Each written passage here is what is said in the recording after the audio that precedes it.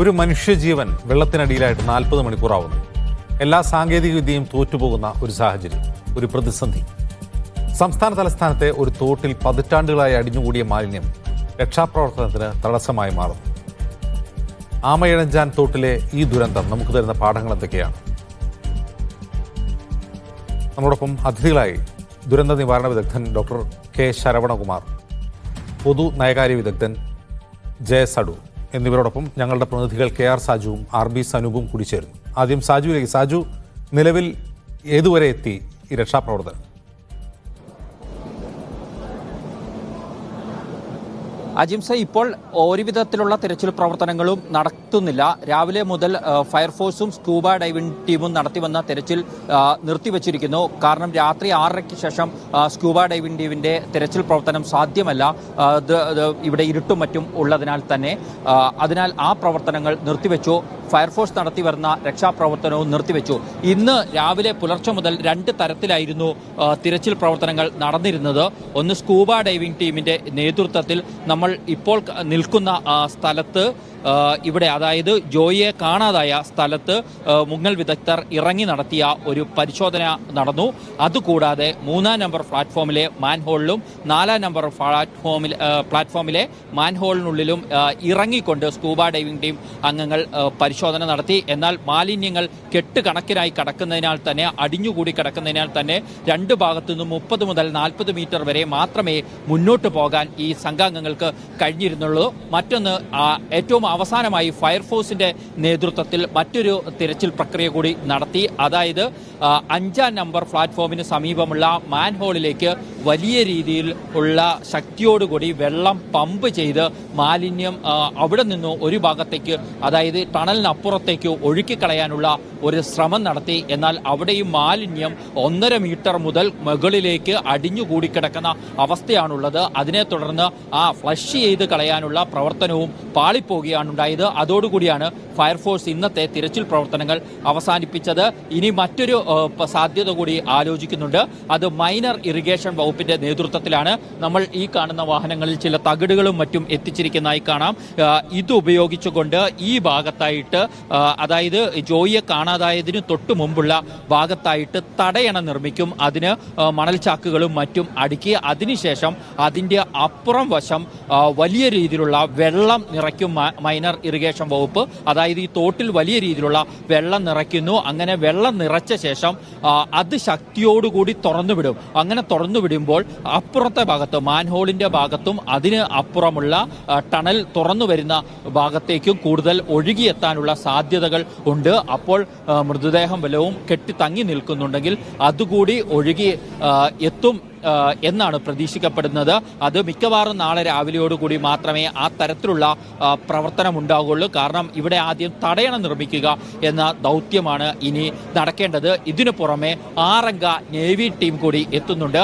അവർ എത്തുമ്പോഴേക്കും രാത്രി വൈകും. ഇപ്പോൾ കായംകുളം പിന്നിട്ടിട്ടത് ഉള്ളൂ. അതുകൊണ്ട് തന്നെ ഇന്ന് രാത്രി അവരുടേതായ തിരച്ചിൽ പ്രവർത്തനങ്ങളും നടക്കാനുള്ള സാധ്യതകൾ വിരളമാണ്. ഇപ്പോൾ 2 ദിവസം പിന്നിട്ടിരിക്കുന്നു ജോയിയെ കാണാതായിട്ട്. ഈ നിമിഷത്തെ കുറിച്ച് പറഞ്ഞാൽ ഇപ്പോൾ ഒരു വിധത്തിലുള്ള തിരച്ചിൽ പ്രവർത്തനങ്ങൾ നടത്തുന്നില്ല. ഏതാണ്ട് 6:30യോടുകൂടി ഇന്ന് നടത്തി വന്ന തിരച്ചിൽ പ്രവർത്തനങ്ങളൊക്കെ അവസാനിപ്പിച്ചിട്ടുണ്ട്. അജിംസ്. ശരി സാജു. RB സനൂപ് കൂടി ചേരുന്നു. സനൂപ്, ഈ മാലിന്യം നീക്കുന്നത് സംബന്ധിച്ച വലിയ തർക്കം റെയിൽവേയും കോർപ്പറേഷനും തമ്മിലുണ്ടായല്ലോ. യഥാർത്ഥത്തിൽ ഈ ആമയിഴഞ്ചാൻ തോടിന്റെ ഈ ഭാഗത്ത് മാത്രമായി മാലിന്യം കെട്ടിക്കിടക്കാനുള്ള കാരണം റെയിൽവേ ആണോ? ആരാണ് ഇതിന് ഉത്തരവാദി?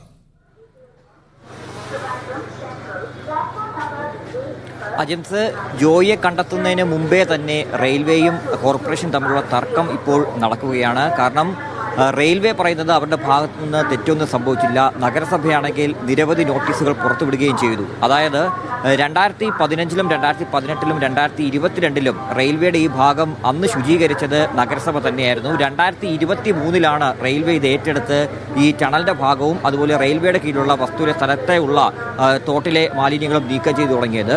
ഈ പ്രാവശ്യം 2024-ൽ നേരത്തെ, അതായത് മഴയ്ക്ക് മുമ്പേ ചെയ്യേണ്ട പണിയായിരുന്നു. പക്ഷേ അത് വൈകിപ്പോയി. പക്ഷേ തങ്ങൾ ഈ സമയത്ത് തന്നെയാണ് ഈ മാലിന്യം നീക്കം ചെയ്യുന്നതെന്നാണ് റെയിൽവേ വ്യക്തമാക്കിയത്. മാത്രമല്ല, നഗരസഭയുടെയോ അല്ലെങ്കിൽ കളക്ടറുടെയോ മേജർ ഇറിഗേഷൻ്റെയോ ഒരു നോട്ടീസും തങ്ങൾക്ക് ലഭിച്ചിരുന്നില്ല ഇത്തരത്തിൽ മാലിന്യം നീക്കം ചെയ്യണം എന്ന തരത്തിലുള്ള.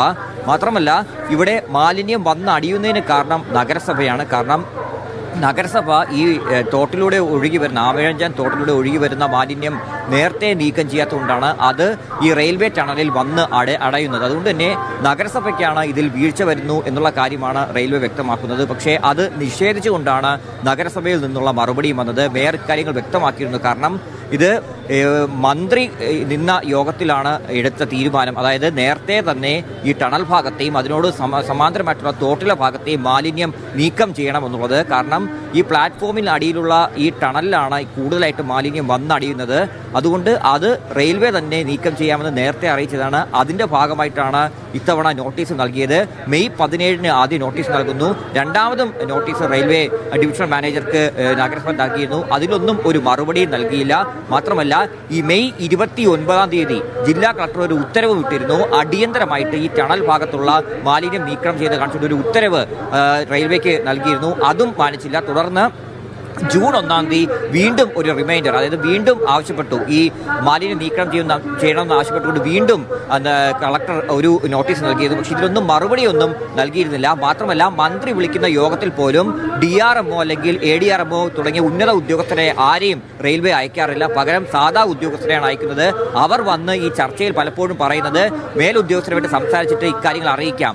എന്നാൽ അതിൽ പിന്നീട് ഈ പറയുന്ന നൽകിയിട്ടുള്ള നോട്ടീസുകളിൽ ഒന്നും തന്നെ ഒരു മറുപടിയും അവരുടെ ഭാഗത്തുനിന്ന് വരുന്നില്ല. മാത്രമല്ല റെയിൽവേ പറയുന്നത് അവർക്ക് ഖരമാലിന്യം സംസ്കരിക്കാൻ വേണ്ട പ്ലാന്റ് ഇവിടെ ഉണ്ട് എന്നുള്ളതാണ്. പക്ഷേ നഗരസഭ തിരിച്ചു ചോദിച്ച ചോദ്യം, എവിടെയാണ് ഇത്തരം ഒരു പ്ലാന്റ് ഉള്ളത്? ആ പ്ലാന്റ് കാണിച്ചു തരികയാണെങ്കിൽ നഗരസഭ ഇപ്പം പറഞ്ഞിട്ടുള്ള കാര്യങ്ങളിൽ നിന്ന് പിന്മാറാം. അതുമാത്രമല്ല റെയിൽവേയുടെ മാലിന്യങ്ങൾ പോലും ഈ ആമഴഞ്ചാൻ തോട്ടിലേക്കാണ് ഒഴുക്കിവിടുന്നു എന്നുള്ള കാര്യമാണ് നഗരസഭ വ്യക്തമാക്കിയത്. ഇതിന് തെളിവായിട്ട് നഗരസഭയും അതുപോലെ കളക്ടറേറ്റിൽ നിന്നും അയച്ചിട്ടുള്ള നോട്ടീസും ഇപ്പോൾ പുറത്തുവിട്ടിട്ടുണ്ട്. RB സനൂപ്, ഈ മാലിന്യം അടിഞ്ഞുകൂടി, അത് പതിറ്റാണ്ടുകളായി അടിഞ്ഞുകൂടിയ മാലിന്യമാണല്ലോ ഇങ്ങനെ നീക്കം ചെയ്യാനാവാതെ നിൽക്കുന്നത്. ഈ മാലിന്യത്തിന്റെ സ്വഭാവം എന്താണ്? ഇത് പ്ലാസ്റ്റിക് കുപ്പികളും കവറുകളുമാണോ, അതല്ല മറ്റു വല്ല മാലിന്യമാണോ?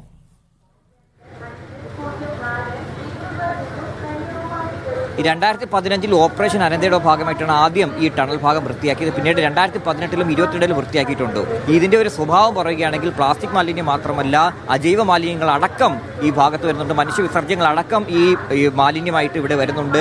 ഇതെല്ലാം തന്നെ ഇവിടെയാണ് തള്ളുന്നത്. റെയിൽവേ പോലും കുറ്റപ്പെടുത്തി പറയുന്നത് ഈ പറയുന്ന കോച്ചുകൾ കഴുകി വൃത്തിയാക്കുന്ന വെള്ളം പോലും ഇതിലേക്കാണ് ഒഴുക്കിവിടുന്നത്. അതായത് മനുഷ്യ വിസർജ്യം അടക്കം ഇവിടുത്തെ മാലിന്യ കൂട്ടത്തിലുണ്ട്. നേരത്തെ സ്കൂബ സംഘം തന്നെ അതിനകത്ത് പരിശോധന നടന്ന സമയത്ത് ചാക്ക് കെട്ട് കണക്കിന് ഈ മാലിന്യം ഉണ്ടായിരുന്നു. നേരത്തെ ഇതിനു മുമ്പൊക്കെ ആമഴഞ്ചത്തോട് വൃത്തിയാക്കുന്ന സമയത്തൊക്കെ നാപ്കിനും അതുപോലെ തന്നെ സാനിറ്ററി പാഡ് അടക്കമുള്ള കാര്യങ്ങൾ ബൾക്കായിട്ട് തന്നെ കെട്ടി അതിനകത്തുണ്ടായിരുന്നു. അതൊക്കെ തന്നെ നീക്കം ചെയ്യുന്ന കാര്യമൊക്കെ നേരത്തെ നമ്മൾ കണ്ടതാണ്. അതുകൊണ്ട് തന്നെ ഈ നഗരത്തിന്റെ പല ഭാഗത്തു നിന്നായിട്ടുള്ള മാലിന്യങ്ങളോട് വന്ന് അടിയുന്നുണ്ട്. പക്ഷേ അതൊന്നും കൃത്യമായിട്ട് നീക്കം ചെയ്യാൻ പോലും ഇപ്പോൾ കഴിയുന്ന ഒരു സ്ഥലം പോലുമില്ല. കാരണം ഈ പറയുന്ന ചളി മാത്രമല്ല മാലിന്യം പോലും കുന്നുകൂടിയാണ് ഈ ടണലിന്റെ ഭാഗത്ത് തന്നെ ഉണ്ടായിട്ടുള്ളത്. ഈ ടണൽ സ്ഥിതി ചെയ്യുന്നത് തന്നെ റെയിൽവേ പ്ലാറ്റ്ഫോമിന്റെ അടിയിലായതുകൊണ്ട് തന്നെ ആ ഭാഗം റെയിൽവേ തന്നെ വൃത്തിയാക്കണം എന്നുള്ളതാണ്. കാരണം പലപ്പോഴും റെയിൽവേ ഇത്തരത്തിൽ അനുമതി നൽകുന്നില്ല എന്നുള്ള കാര്യം കൂടി നഗരസഭ ചൂണ്ടിക്കാണിക്കുന്നുണ്ട്. പക്ഷേ അത്തരത്തിൽ ആർക്ക് വേണമെങ്കിലും എപ്പോൾ വേണമെങ്കിലും അനുമതി ചോദിച്ചാൽ കൊടുക്കാൻ തയ്യാറെന്നാണ് റെയിൽവേ അറിയിച്ചിട്ടുള്ളത്. മാത്രമല്ല ഇപ്പോൾ അല്പസമയം മുമ്പ് DRMും മേയറുമായിട്ട് സംസാരിച്ചിരുന്നു. ഭാവി പ്രവർത്തനങ്ങളിൽ മേയറുടെ സഹായം തേടിയിട്ടുണ്ട്.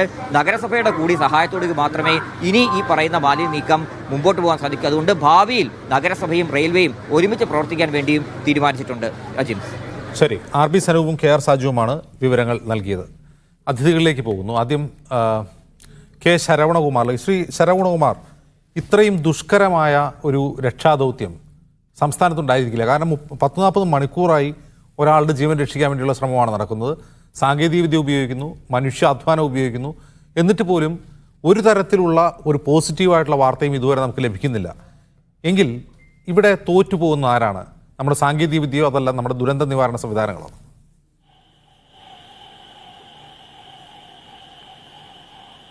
അതായത് ഈ കാലഘട്ടത്തിൽ ശാസ്ത്ര സാങ്കേതിക വിദ്യ ഇത്രയും വളർന്ന കാലഘട്ടത്തിൽ ദുരന്ത നിവാരണം, ഡിസാസ്റ്റർ മാനേജ്മെന്റ് ആൻഡ് മിറ്റിഗേഷൻ എന്നുള്ള വാക്കിന്റെ യഥാർത്ഥ അർത്ഥം നമുക്ക് മനസ്സിലാക്കേണ്ടതുണ്ട്. ദുരന്ത നിവാരണം എന്ന് പറയുന്നത് തന്നെ 3 ഘട്ടമാണ്. ആദ്യഘട്ടം എന്ന് പറയുന്നത് ദുരന്തങ്ങൾക്ക് മുമ്പുള്ള സുരക്ഷാ മുൻകരുതൽ, പ്രിക്കോഷൻ ആൻഡ് പ്രിപ്പയർഡ്നെസ് ആണ്. രണ്ടാമത്തെ ഘട്ടം എന്ന് പറയുന്നത് at the time of disaster rescue, ഇപ്പൊ നടന്നുകൊണ്ടിരിക്കുന്ന ആ വിഷയമാണ് റെസ്ക്യൂ. മൂന്നാമത്തെ ഘട്ടമാണ് ദുരന്തത്തിന് ശേഷമുള്ള പഠനങ്ങളും ഇനി ഇങ്ങനെ ദുരന്തം വരുമ്പോൾ എന്ത് ചെയ്യണം എന്നുള്ള റെഫർമേഷൻ റെനോവേഷനൊക്കെ അതിൻ്റെ ഭാഗമാണ് ഫണ്ടിങ് ഇതൊക്കെ. പക്ഷെ നമ്മൾ ഇത്രയും വിദ്യാഭ്യാസം വളർന്നു എന്ന് അവകാശപ്പെടുന്ന നമ്മൾ എക്സ്പേർട്ട് എന്ന നിലയ്ക്കല്ല. ഒരു പഠന റിപ്പോർട്ടുകളുടെ ആവശ്യം ഇവിടെ നിൽക്കട്ടെ. അതിനു മുമ്പ് സാമാന്യ ബുദ്ധിയോടുകൂടി ചിന്തിക്കുകയാണെങ്കിൽ നമ്മളൊരു വീട് കെട്ടുകയാണെങ്കിൽ പാർപ്പിടം 5 പേരുള്ള കുടുംബത്തിന് ഒരു വീട് കെട്ടുകയാണെങ്കിൽ വീട്ടിന് അടുക്കള, ബെഡ്റൂം, റിസപ്ഷൻ, റീഡിംഗ് റൂം എന്നൊക്കെ വെക്കുന്നത് പോലെ ബാത്റൂം, ലെറ്റിൻ എന്നുള്ളൊരു റൂം ഇല്ലാതെ നമ്മൾ ആരും വീട് കെട്ടാറില്ല. സാമാന്യ അറിവാണ്. അതുപോലെ ഒരു നഗരം, കേരളത്തിൽ 14 ജില്ലകളിൽ 14 ജില്ലാ ഹെഡ്ക്വാർട്ടേഴ്സും ഇങ്ങനെ തന്നെയാണ്. തിരുവനന്തപുരം പോലെ തന്നെ 14 ജില്ലാ ഹെഡ്ക്വാർട്ടേഴ്സിലും ഒരു റെയിൽവേ സ്റ്റേഷൻ ഉണ്ട്, ഒരു ബസ് സ്റ്റാൻഡ് ഉണ്ട്. ഇത് ആവർത്തിക്കും. കാരണം നമ്മൾ ഓരോ തവണയും പ്രകൃതിയും ഇങ്ങനെയുള്ള പ്രകൃതി ദുരന്തങ്ങളായി നമ്മൾ മാറ്റുന്ന മനുഷ്യനിർമ്മിത ദുരന്തയും ഇപ്പൊ തിരുവനന്തപുരത്ത് നടന്നുകൊണ്ടിരിക്കുന്നത് പ്രകൃതി ദുരന്തമല്ല, മനുഷ്യനിർമ്മിത ദുരന്തമാണ്. നമ്മുടെ വിദ്യാഭ്യാസ കേരളത്തിൽ മാത്രമല്ല, തിരുവനന്തപുരത്ത് ആമയിഴഞ്ഞാൻ തോട്ടിൽ ഇപ്പൊ നടന്നുകൊണ്ടിരിക്കുന്നത് പോലെ ലോകത്തിൽ എവിടെയും ഒരു രക്ഷാപ്രവർത്തനം നടന്നിട്ടുണ്ടാകില്ല. കാരണം ഇപ്പോഴും നമ്മുടെ ജോയ് അവർക്ക് വേണ്ടി നടത്തുന്ന തെരച്ചിലിനോടൊപ്പം അവിടെ പങ്കെടുത്ത ഈ റെസ്ക്യൂവിൽ പങ്കെടുത്ത ഓരോ മനുഷ്യരെയും, ഓരോ വ്യക്തികളെയും, ഓരോ കമാൻഡോ, ഓരോ സോൾജേഴ്സിനെയും ഇതിന് ശേഷം ഒരാഴ്ചയെങ്കിലും അവർക്ക് നല്ലൊരു ആരോഗ്യപരമായിട്ടുള്ള ട്രീറ്റ്മെന്റ് കൊടുക്കണം. കാരണം അത് വാക്കുകൾ കൊണ്ട് പറയാൻ പറ്റാത്ത ഒരു ദുരന്തമാണ് അവിടെ സംഭവിച്ചിരിക്കുന്നത്. അവർ ഉള്ളിലും മുങ്ങി പോകുന്ന ആ സ്ഥലം വെള്ളമല്ല, ബാത്റൂം വെള്ളങ്ങളാണ്. പറയാൻ പറ്റാത്ത, ഇപ്പൊ നമ്മുടെ പ്രതിനിധി പറഞ്ഞതുപോലെ അത്രയും മോശപ്പെട്ട ഒരു വെള്ളമാണ് അവിടെ. അതിനുള്ളിൽ അവർ മുങ്ങിയെടുക്കുക പറഞ്ഞാൽ അവർക്കിനി സംഭവിക്കാൻ പോകുന്ന ആരോഗ്യ പ്രശ്നങ്ങൾ. ലോകത്തിൽ മനുഷ്യ വിസർജനം റെയിൽവേ സ്റ്റേഷനുകളിൽ കൂട്ടുകൂടുന്നത് പോലെ വേറെ എവിടെയും ഇല്ല എന്ന് പലതവണ നമ്മൾ പറഞ്ഞിട്ടുണ്ട്. അങ്ങനെയുള്ള വിഷയങ്ങളാണ്. ഇപ്പോ ഏതിലും ഒരു ശാസ്ത്രീയ വശവും പ്രകൃതി വശവുമാണ് നമ്മൾ നോക്കേണ്ടത്. വേദനാജനകമായ സങ്കടം എന്ന് പറഞ്ഞാൽ നമ്മുടെ കേരളത്തിൽ ഓരോ തവണയും അതിൽ രാഷ്ട്രീയ വശമായി പോകുകയും പരസ്പരം പഴിചാരലും കുറ്റം ചാരലും ആയിത്തീരുന്നത് വളരെ വേദനാജനകമാണ്. ഇതിലുള്ള ശാസ്ത്രീയ വശം, പ്രകൃതി വശം. കാരണം മാർച്ച് ഏപ്രിൽ വരുമ്പോൾ വരൾച്ച വരും എന്നുള്ളത് മാർച്ച് ഏപ്രിലല്ല, ജൂൺ ജൂലൈ വരുമ്പോൾ മഴ വരും എന്നുള്ളത് ജൂൺ ജൂലൈയിലല്ല. അതിനു മുമ്പ് തന്നെ നമുക്ക് അറിഞ്ഞ ഒരു അറിവാണ്. അപ്പൊ ഇത് ചെയ്യേണ്ടത് എപ്പോഴാണ്? പരസ്പരം പഴിചാരലല്ല. ഇപ്പൊ ഇത് ചെയ്യേണ്ടത് ചെയ്തില്ല എന്നുള്ള സത്യം ഇപ്പോഴല്ല. ഇനി ഇത് ആവർത്തിക്കാതിരിക്കാൻ എന്ത് ചെയ്യണം? കാരണം ഇപ്പൊ ഒരു മനുഷ്യജീവനാണെങ്കിലും 100 മനുഷ്യജീവനാണെങ്കിലും നമുക്ക് ഓരോ തവണ ഈ പാഠങ്ങൾ പഠിച്ചാൽ പോലും പുച്ഛമാണ്. വിദ്യാഭ്യാസ കേരളം, യുക്തിസമ്മതമായ ഒരു കേരളം ഓരോ സമയത്തും പ്രാർത്ഥിക്കുകയാണ് ചെയ്യുന്നത്. അത് ശരിയാണോ? ഇത്രയും ശാസ്ത്രം വളർന്ന കാലത്ത് ഒരു മുൻകരുതൽ സുരക്ഷ പറഞ്ഞാൽ എന്താണ്? അത് മനസ്സിലാക്കണ്ടേ? സർക്കാർ ഉദ്യോഗസ്ഥരെ കുറ്റം പറയുന്നത്, അത് റെയിൽവേ ആയാലും കോർപ്പറേഷൻ ആയാലും സർക്കാർ, സംസ്ഥാന കേന്ദ്ര സർക്കാർ ഉദ്യോഗസ്ഥരെ കുറ്റം പറയുന്നത് 100% തെറ്റാണ്. കാരണം ഞാൻ സർക്കാർ ഉദ്യോഗസ്ഥർക്ക് വേണ്ടി സംസാരിക്കുന്നതായി കരുതണ്ട, ഞാൻ സർക്കാർ ഉദ്യോഗസ്ഥനോ അല്ല. കാരണം ജനപ്രതിനിധികൾ എന്ന് പറയുന്നവർ, പാർട്ടി ഏതുമാകട്ടെ, ഏത് രാഷ്ട്രീയ പാർട്ടിയും ഏത് മുന്നണിയും ഭരിച്ചോട്ടെ, ഈ മണ്ണിനെയും മക്കളെയും അറിഞ്ഞവർ ജനപ്രതിനിധികളാണ്. ഈ രാഷ്ട്രീയക്കാരല്ലാതുള്ള ഉദ്യോഗസ്ഥർ, അത് ഏത് ഉദ്യോഗസ്ഥരാണെങ്കിലും ട്രാൻസ്ഫർ ആയി പോകുന്നവരാണ്. ഈ മണ്ണിനെയും മക്കളെയും അറിഞ്ഞവർ, ഈ തോട് എവിടെ പോകണു, ഈ ആമയിഴഞ്ഞാൻ തോട് പോലെ ഈ വെള്ളം കൃത്യമായി റെയിൽവേക്കുള്ളിൽ മാത്രം നിൽക്കുവോ? പ്രകൃതി ദുരന്തങ്ങൾക്കും ഇങ്ങനെയുള്ള തോടുകൾക്കും ഇങ്ങനെയുള്ള കാറ്റടിക്കലും ഈ സൈക്ലോണും ഇതിനൊന്നും സംസ്ഥാന, ഭാഷ, പഞ്ചായത്ത്, മുനിസിപ്പാലിറ്റി, കോർപ്പറേഷൻ, ജില്ലാ അതിർത്തികൾ തടസ്സമല്ല. ഈ കോർപ്പറേഷനോട് നിൽക്കും, അല്ലെങ്കിൽ അടുത്ത MLA മണ്ഡലത്തിലേക്ക് പോകില്ല. ഈ തോട് ഇതോട് നിൽക്കുന്നതാണ്. അങ്ങനല്ല. അപ്പൊ ജനപ്രതിനിധികൾ 24 മണിക്കൂറും ദുരന്ത നിവാരണ സേന എന്ന് പറയുന്നത് ജില്ലാ ഭരണകൂടത്തിന്റെ കളക്ടറായിട്ടുള്ള ചെയർമാൻ, എന്റെ അറിവിൽ 14 ജില്ലകളിലും ജില്ലാ ഭരണകൂടത്തിലുള്ള ദുരന്ത നിവാരണ സേനയുടെ ചെയർമാനായിട്ടുള്ള കളക്ടർമാർ 2018 പ്രളയത്തിന് ശേഷം വളരെ നന്നായി പ്രവർത്തിക്കുന്നവരാണ്. പക്ഷെ അത് നടപ്പിലാക്കാൻ ഏത് പാർട്ടിയുമാകട്ടെ ജനപ്രതിനിധികൾ അതിന്റെ അറിവ് നേടിയോ എന്നുള്ളതാണ് ഇവിടുത്തെ സംശയം. കാരണം ഇപ്പൊ ഇവിടെ നടക്കുന്നത് ജോയ് എന്ന അവർക്ക് വേണ്ടിയുള്ള തെരച്ചിലുള്ള വേദനയെക്കാളും ഈ പരസ്പരം പഴിചാരലും അതൊരു ഭീകര ഒരു അവസ്ഥയാണ്, മനുഷ്യത്വവുമില്ലാത്ത തന്മയാണ്. കാരണം ഇപ്പോഴും പരസ്പരം കുറ്റം ചാരൽ എന്ന് പറയുന്നത് ഏൽക്കാൻ പറ്റില്ല.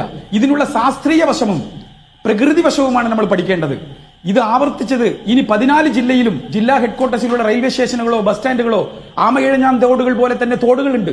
ഈ തോട് എവിടെ പോയി അവസാനിക്കും, എവിടെ പോയിക്കൊണ്ടിരിക്കുന്നു എന്നൊക്കെ ജനപ്രതിനിധികൾക്കേ അറിയുള്ളൂ. നമ്മൾ ഓരോ തവണയും വായിക്കാറുണ്ട്, കേൾക്കാറുണ്ട്. ജനത്തെയും ഈ മണ്ണിനെയും തൊട്ടറിഞ്ഞ ജനപ്രതിനിധികൾക്ക് അത്രയ്ക്കും സർക്കാർ ഉദ്യോഗസ്ഥർക്ക് അറിയാറില്ല. അവർ ട്രാൻസ്ഫർ ആയിക്കൊണ്ടിരിക്കുന്നവരാണ്. അപ്പൊ മഴ വരുന്നതിന് മുമ്പ് തെരഞ്ഞെടുക്കപ്പെട്ട ജനങ്ങളെ ഭരിക്കുന്ന ഏതു പാർട്ടിയുടെ സർക്കാർ ആണെങ്കിലും ആദ്യത്തെ കടമയാണ് തങ്ങളുടെ ജനങ്ങളെയും അവരുടെ ആരോഗ്യത്തെയും സംരക്ഷിക്കൽ എന്നുള്ളത്. ഈ മാലിന്യത്തിനുള്ളിൽ പെട്ടുപോയ നമ്മുടെ സഹോദരൻ ബഹുമാനപ്പെട്ട ജോയവർകൾ, ആ ജോയവർകളെ കണ്ടെത്തുന്നത് വരെയുള്ള ആ വേദനയെക്കാളും ഇങ്ങനെയുള്ള സമയത്ത് പോലും പരസ്പരം കുറ്റം ചാറൽ ആദ്യം നിർത്തണം. സംയുക്തമായി തിരയാം എന്നുള്ള വാക്കുകൾ എല്ലാ ഭാഗത്തു നിന്നും വരണം. അല്ലാതെ ഇങ്ങനെയുള്ള ദുരന്ത സമയത്ത് പ്രാർത്ഥിച്ചതുകൊണ്ടും ഇത്രയും വിദ്യാഭ്യാസവും സാങ്കേതിക വിദ്യയുമുള്ള സമയത്ത് ചെയ്യുന്നത് ശരിയല്ല എന്നുള്ളതാണ് നമ്മുടെ അഭിപ്രായം. ശരി ശരണോ, പറഞ്ഞാൽ വരാം അങ്ങയിലേക്ക്. ശ്രീ ജയസഡൂർ, ഇന്ന് നമ്മൾ ആമയഞ്ചാൻ തോടിൽ കാണുന്ന ഒരു കാഴ്ച ജയസഡൂർ, അതായത് ഉണ്ട് എന്ന് നമ്മൾ കരുതുന്ന മാലിന്യത്തിൻ്റെ ഒരു അളവുണ്ടല്ലോ, അത് ഭീതിപ്പെടുത്തുന്ന ഒന്നാണ്. അതിൻ്റെ നമുക്ക് അറിയാം, ഇപ്പോൾ തിരുവനന്തപുരം പോലൊരു ഒരു നഗരത്തിൽ വലിച്ചെറിയപ്പെടുന്ന പ്ലാസ്റ്റിക് മാലിന്യങ്ങൾ മുഴുവൻ അവിടെ അടിഞ്ഞുകൂടിയെന്ന് നമുക്ക് കരുതാൻ വയ്യ. അതെങ്ങനെയും വരട്ടെ, ഇപ്പോൾ റെയിൽവേ സ്റ്റേഷനിൽ ശേഖരിക്കുന്ന മാലിന്യങ്ങൾ അവിടെ കൊണ്ടുപോയി ഡംപ് ചെയ്യുന്നതാണോ, എന്തായാലും അവിടെ നമ്മൾ കാണുന്ന മാലിന്യത്തിൻ്റെ അളവ്, ഒരാൾ കോലുകൊണ്ട് കുത്തുമ്പോൾ ഇളകി വരികയാണ്, ഒരു പാളിയായി മാലിന്യം ഇളകി വരുന്ന കാഴ്ചയാണ് നമ്മൾ കാണുന്നത്. ഈ മൂന്നാം ലോക രാജ്യങ്ങൾ, പ്രത്യേകിച്ച് ഏഷ്യൻ രാജ്യങ്ങളിലെ ചില കാഴ്ചകളൊക്കെ അന്താരാഷ്ട്ര വേദികളിൽ, അന്താരാഷ്ട്ര ഡോക്യുമെൻ്ററികളൊക്കെ നമ്മൾ കാണാറുണ്ട്, പ്രത്യേകിച്ചും ഇന്തോനേഷ്യയിലെ ജക്കാർത്തയിലും മറ്റുമൊക്കെ. ഇത്രമാത്രം കേരളം പോലൊരു സംസ്ഥാനത്ത് ഇങ്ങനെ ഒരു കാഴ്ച നമ്മൾ പ്രതീക്ഷിക്കാവുന്നതാണോ ജയസഡൂർ?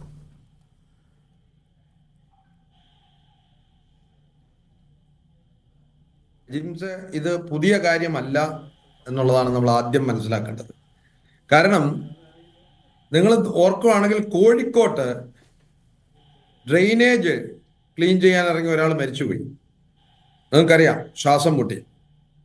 അത് കഴിഞ്ഞിട്ട് ബ്രഹ്മപുരത്ത് കഴിഞ്ഞ വർഷമാണ് സ്ഥിരമായി മാലിന്യ കൂമ്പാരത്തിൽ തീ കത്തി എറണാകുളം ജില്ലയിൽ മൊത്തം അതിൻ്റെ പ്രശ്നങ്ങൾ ഉണ്ടാക്കിയത്. അപ്പോഴ് നമ്മൾ കാണുന്നത്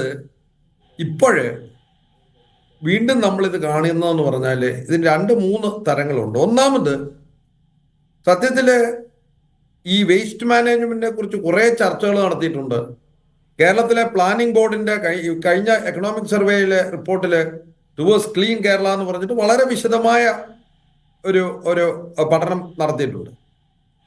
കില വേസ്റ്റ് മാനേജ്മെന്റിനെ കുറിച്ച് ഒരു കോഴ്സ് നടത്തുന്നുണ്ട്. പക്ഷേ നമ്മുടെ ഒരു കാര്യം എന്ന് പറഞ്ഞാൽ ഈ വേസ്റ്റ് മാനേജ്മെന്റ് ഇഷ്യൂ എന്ന് പറഞ്ഞാൽ യഥാർത്ഥത്തിൽ നമ്മുടെ ഗവർണൻസിന്റെ പ്രതിസന്ധിയാണ്.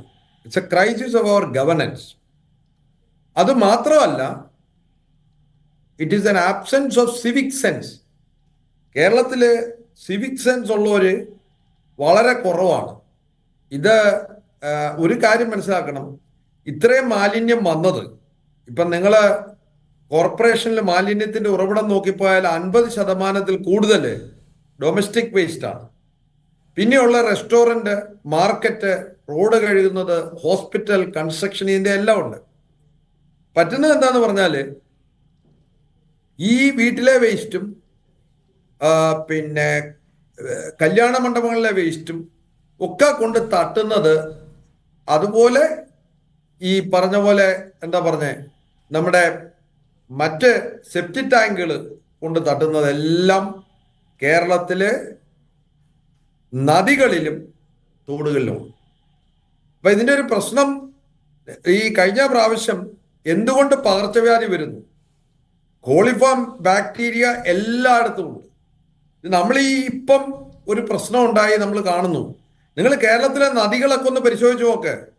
പമ്പയാറും കല്ലടയാറും ഓരോ ആറുകളും പരിശോധിച്ച് നോക്ക്.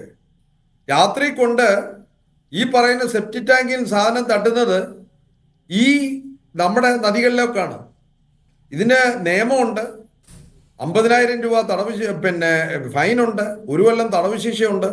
പക്ഷെ സംഭവിക്കാത്ത ഒരു കാര്യം എന്ന് പറഞ്ഞാൽ, ഇതിടുമ്പോൾ നമ്മൾ കുമരകത്ത് പോയാൽ, നമ്മുടെ ടൂറിസ്റ്റ് സ്ഥലമാണല്ലോ, എത്ര കുപ്പികളാണ് അതിനകത്ത് ഒഴുകുന്ന അറിയാം, പ്ലാസ്റ്റിക് കുപ്പികൾ. നിങ്ങൾ പൊന്മുടിയിലൊന്ന് പൊയ്ക്കോ, അല്ലെങ്കിൽ വയനാട്ടിലെ ചുരത്തിലോട്ട് പൊയ്ക്കോ, ഒന്ന് ഇറങ്ങി നോക്കിയാൽ ടൺ കണക്കിനാണ് പ്ലാസ്റ്റിക് കുപ്പികൾ നമ്മുടെ ആൾക്കാർ എടുത്തു തള്ളുന്നത്. അപ്പൊ ഇതിന് 2 വശമുണ്ട്. ഒന്ന്, നമ്മുടെ ആൾക്കാർക്ക് സിവിക് സെൻസ് എന്ന് പറയുന്ന സാധനമില്ല. രണ്ട്, ഇപ്പൊ ഞാൻ കഴിഞ്ഞ ദിവസം നമ്മുടെ മലയാളി സുഹൃത്തുക്കൾ കുറെ പേരുണ്ടായിരുന്നു. അവര് അതിശയിച്ചു പോയി. ബാങ്കോക്ക് പോലൊരു മഹാനഗരത്തിന്റെ ക്ലീൻലിനെസ്. അവിടെ ഒരു 100 അടി അകലത്തിൽ എപ്പോഴായാലും ഒരു വേസ്റ്റ് ബിൻ കാണും. തിരുവനന്തപുരത്ത് എത്രത്തെ വേസ്റ്റ് ബിൻ ഉണ്ട്? നിങ്ങൾ ശംഖുമുഖത്ത് പോയി നോക്ക്, അല്ലെങ്കിൽ കോഴിക്കോട്ട് തീരത്ത് കോസ്റ്റലിലുള്ള ഈ മാലിന്യങ്ങൾ ഞങ്ങൾ കുറെ പേര് കൂടെ, ഞാൻ ഉൾപ്പെടെയുള്ളവർ മാറ്റി. കാരണം അവിടെ ഒന്നും ഡസ്റ്റ്ബിൻ ഇല്ല. ഡസ്റ്റ്ബിൻ ഉണ്ടെങ്കിൽ അത് മാറ്റില്ല. ഇപ്പം ഇവിടെ സംഭവിച്ചിരിക്കുന്നത്, ഒരു വർഷത്തെ വേസ്റ്റ്, ടൺ കണക്കിന് വേസ്റ്റ് തോട്ടിൽ തള്ളുകയാണ്. ആ തോട്ടിൽ വേസ്റ്റ് തള്ളിയിട്ട് ഈ മഴ വരുമ്പോഴാണ് ചെയ്യുന്നത്. രണ്ടാമത്തെ പ്രശ്നം എന്ന് പറഞ്ഞാൽ യാതൊരു സേഫ്റ്റി നോഷനും ഇല്ലാതാണ് ചെയ്യുന്നത്. സാധാരണ ഇങ്ങനെയുള്ളിടത്ത് അവർക്ക് ഓക്സിജൻ കാണണം, അവർക്ക് ലൈഫ് സേവിങ് ജാക്കറ്റ് കാണണം. ഇതിന്റെ ഒരു സേഫ്റ്റി മെഷറും ഇല്ലാതെ, ഒരു ശാസ്ത്രീയ സേഫ്റ്റി കാര്യങ്ങളും ഇല്ലാതെ ഈ സാധാരണ തൊഴിലാളികളെ ഇറക്കുന്നത്. കാരണം ഈ തൊഴിലാളികളുടെ ജീവനെക്കുറിച്ച് ഈ എയർ കണ്ടീഷൻ റൂമിലിരുന്ന് തീരുമാനം എടുക്കുന്നവർക്ക് അവർക്കത് പ്രശ്നമല്ല. They take it so casually. കഴിഞ്ഞ പ്രാവശ്യം എന്തുകൊണ്ട് കോഴിക്കോട്ട് ഒരു തൊഴിലാളി മരണമടഞ്ഞു ഡ്രെയിനേജ് വെച്ച്? ഇപ്പൊ എന്തുകൊണ്ട് ജോയി ഇവിടെ ക്ലീൻ ചെയ്യാൻ പോയ ജോയിക്ക് എന്തു പറ്റിയെന്ന് ആർക്കും അറിയത്തില്ല. ഇത്രയും നാളും ഈ പ്രശ്നം വരുമ്പോഴാണ്, കേരളത്തിലെ ഏറ്റവും വലിയ പ്രശ്നം എന്ന് പറഞ്ഞാൽ ദുരന്തം വരുമ്പോഴാണ് നമ്മൾ ദുരന്തത്തെക്കുറിച്ച് അറിയുന്നത്. പിന്നെ അടുത്ത ദുരന്തം വരെ നമ്മൾ കാത്തിരിക്കും. വർഷങ്ങളായിട്ട് ഞാൻ പറയുന്നതാണ്, കേരളത്തില് ഇപ്പോഴും ഹൈറൈസ് ബിൽഡിങ്ങിൽ എവിടെയും തീ പിടിക്കാം. ഇതുവരെ അതിനുവേണ്ട ഒരു തയ്യാറെടുപ്പ് കേരളത്തിൽ ഇല്ല. കേരളത്തിൽ മൊത്തം ഹൈറൈസ് ബിൽഡിംഗ് ഉണ്ട്. ഈ പറയുന്ന വേസ്റ്റ് മാനേജ്മെന്റ്, ഈ പറയുന്ന ഇത് ആരെ പഴി ചെയ്താലും, പക്ഷെ കോർപ്പറേഷനാണ് ഇതിൻ്റെ അകത്ത് പ്രധാന പ്രതി. കാരണം കോർപ്പറേഷൻ വേസ്റ്റ് മാനേജ്മെന്റിനെ കുറിച്ച്, ഈ വേസ്റ്റ് വരുന്ന എല്ലാം കോർപ്പറേഷന്റെ അനാസ്ഥയാണ്, അവരുടെ ലാക്ക് ഓഫ് എഫിഷ്യൻസി ആണ്, ലാക്ക് ഓഫ് മോണിറ്ററിംഗ് ആണ്, ആ ലാക്ക് ഓഫ് പണിഷ്മെന്റ് അല്ലെങ്കിൽ പീനൽ അത് ചെയ്യണം. കാരണം നിയമമുണ്ട്, ആ നിയമം നമ്മൾ ഉപയോഗിക്കുന്നില്ല. എന്തുകൊണ്ട് ഉപയോഗിക്കുന്നില്ല? ആ നിയമം ഉപയോഗിക്കാതെ ഈ തോട്ടില് ഈ സാധനം വിടുന്നത് എല്ലാ കോർപ്പറേഷൻകാരും, ഈ പറഞ്ഞ പത്രക്കാരും, ഈ പറഞ്ഞ നാട്ടുകാരും കാണും. പക്ഷേ ഇതൊരു പ്രതിസന്ധി ആകുന്നിടം വരെ, ഒരു മനുഷ്യന്റെ ജീവൻ പോകുന്ന സമയത്ത് വരെ നമ്മൾ വെറുതെ ഇരിക്കും. So it is total lack of accountability from the government എല്ലാവരും. രണ്ടാമത്തെ കാര്യം, ഗവർണൻസ് ക്രൈസിസ് എന്ന് പറഞ്ഞാല് ഈ കോർഡിനേഷൻ ഇല്ല. ഈ ഗവർണൻസിന്റെ ബേസിക് സാധനം എന്ന് പറഞ്ഞാല് ഇതെല്ലാം കൂടെ കോർഡിനേറ്റ് ചെയ്ത് ഇത് ചെയ്യുക എന്നുള്ള. എല്ലാവർക്കും അറിയാം, നമുക്കൊരു ഡിസാസ്റ്റർ മാനേജ്മെന്റ് അതോറിറ്റി ഉണ്ട്. അതിന്റെ ചെയർമാൻ മുഖ്യമന്ത്രിയാണ്. കളക്ടർമാരാണ് അതായത് ജില്ലയുടെ ചെയർമാൻ. ഇവര് ഒരു കൃത്യമായ കോർഡിനേഷനും പ്രോട്ടോക്കോളും ഇല്ല എന്നുള്ളതാണ് പ്രശ്നം. അതില്ലാത്ത സമയത്താണ്, ഈ മോണിറ്ററിങ്ങും കോർഡിനേഷനും പ്രോട്ടോക്കോളും ഇല്ലാത്ത സമയത്താണ് ബ്രഹ്മപുരത്ത് തീ കത്തിയത്. അതിൽ നമ്മൾ എന്തെങ്കിലും പാഠം പഠിച്ചോ? ഇപ്പൊ നിങ്ങൾ ബ്രഹ്മപുരത്ത് ഒന്ന് പോയി നോക്ക്. അത് നമ്മൾ ഇതുപോലെ, ഞാൻ ഉൾപ്പെടെയുള്ളവർ വന്ന് ബ്രഹ്മപുരത്തെ കുറിച്ച് ഘോരം ഇവിടെ മീഡിയയിൽ ചർച്ച ചെയ്തു. മീഡിയ 24 മണിക്കൂർ കഴിയുമ്പോൾ മീഡിയ ഇത് മറക്കും. ഈ ക്രൈസിസ് കഴിയുമ്പോൾ അതിന്റെ ഇത് മറക്കും. പിന്നെ അടുത്ത ക്രൈസിസ് വരെ. നിങ്ങൾ ഓർമ്മയുണ്ടോ, തേക്കടിയിൽ ഒരു ബോട്ട് അപകടം നടന്നു. ഇപ്പോഴും ബോട്ടിന്റെ ഓഡിറ്റ് നടത്തുന്നുണ്ടോ?